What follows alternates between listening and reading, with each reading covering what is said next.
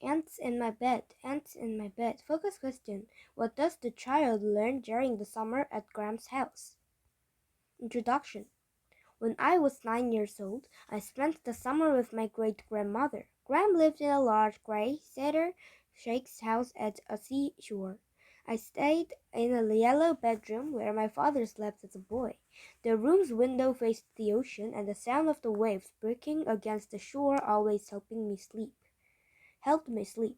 At least it did until the ants showed up a few weeks into my visit.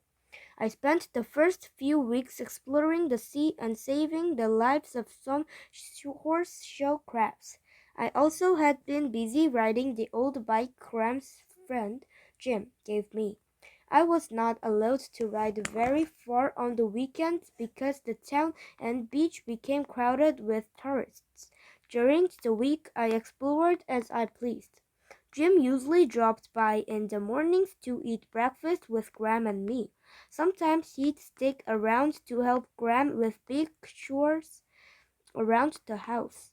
Other times he would take me down to the shore and teach me how to make Sandcastles. I always looked for different ways to make my castles special. I used varying sizes of cups, buckets, spoons, shovels, garden tools, and toys to create wondrous castle big enough for seagulls or small enough for ants to march through. Sometimes I made castles hoping the ants in my bed would make it their new home.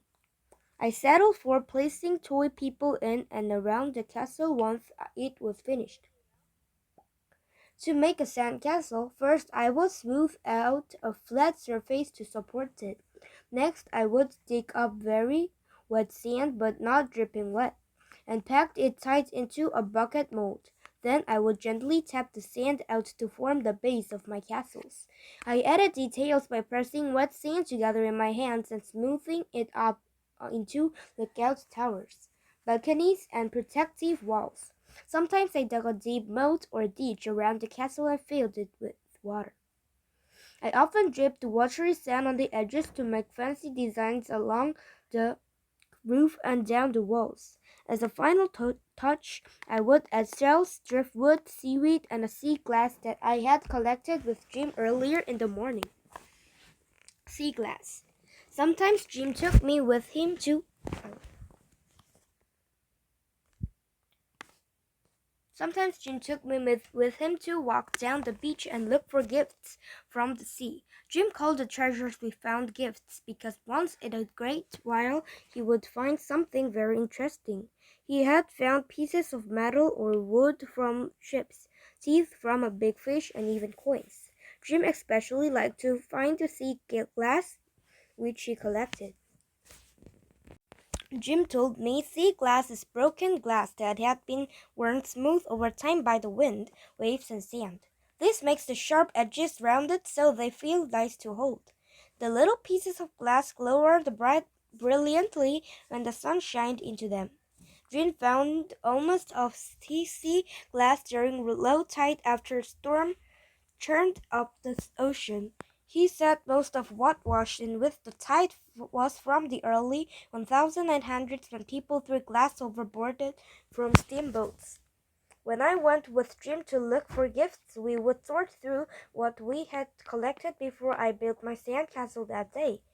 Early in my visit, I had learned to ask Graham for the local tide reports in the mornings.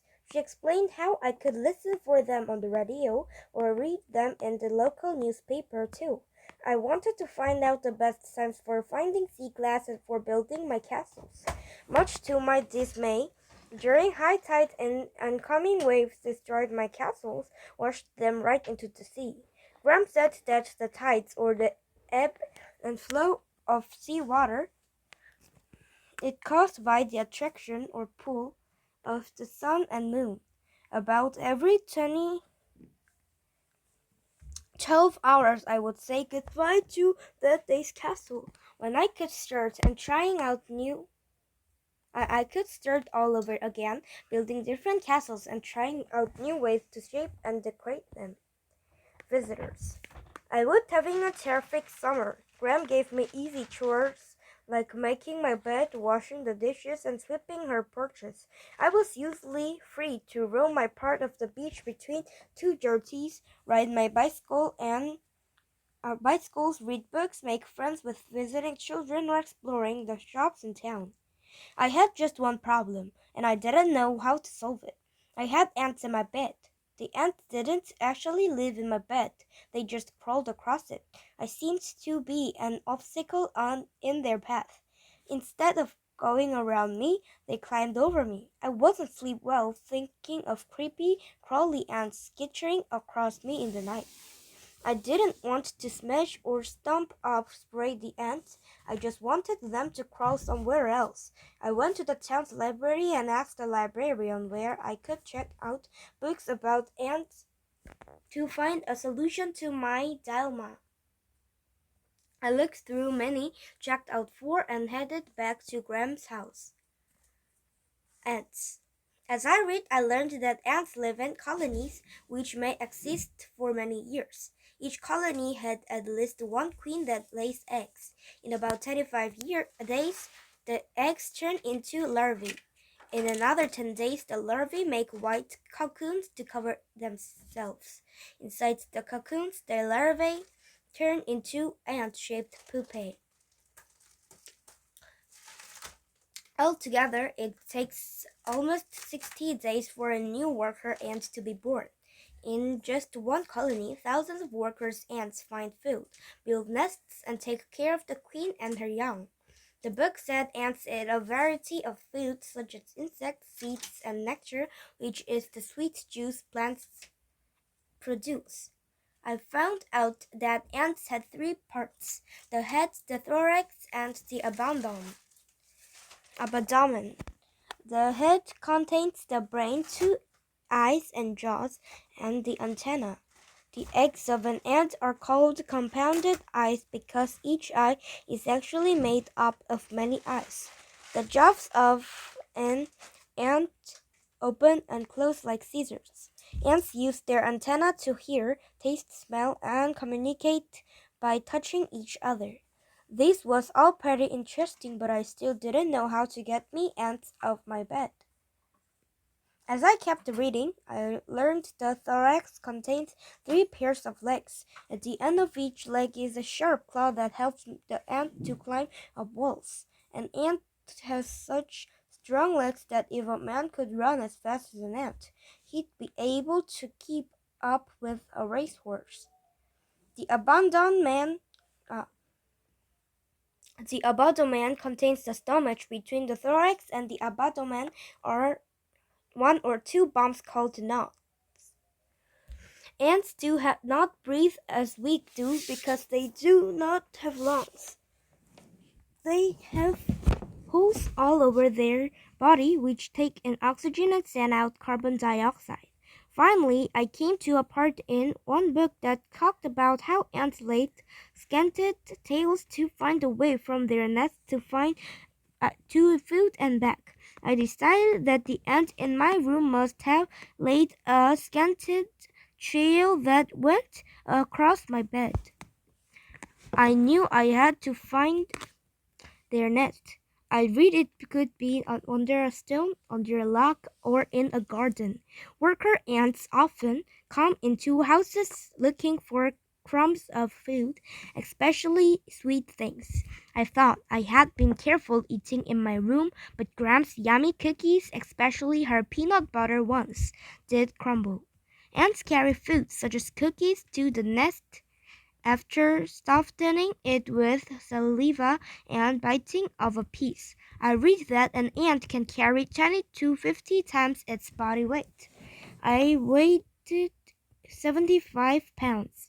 That means if I were as strong as an ant, I could carry from 1,500 to 3,750 pounds. The search. I tried to follow the ants that are crawling into my room to find where they were coming from and where they were going. I discovered that they were finding crumbs on my floor and crumbs on my floor and in my bed. Then they were carrying the crumbs near the window where they escaped between the woodwork and the wall. I went outside and tried to find them coming out of the house. I saw many ants, but none were carrying crumbs of cookies. Maybe they lived under the house. Maybe they lived in the walls. I decided I needed to confess to Gram. I told Gram about the ants and even about the cookie crumbles. I also said that I did not want to hurt them. I just wanted to get them off my bed. I asked Gram if I could use her vacuum to sweep up the crumbs in my room. I also asked if I could move the bed. I cleaned my room, changed the sheet, and scooted my bed closer to the window. I vowed not to eat cookies in my room anymore. I wondered if this would end my ant problems. As I lay in my bed that night, I thought about all of the ants that had been crawling in my room. I decided to ask Gram if I could put some honey on the ground under my bedroom window to feed the ants since I'd taken away their food source. I closed my eyes with a smile on my face. Then I heard some strange noises outside my window. I looked out and saw winged things flying around in the moonlight. These black flying things seemed to swoop back and forth from the house. Oh no, we had bats in the attic.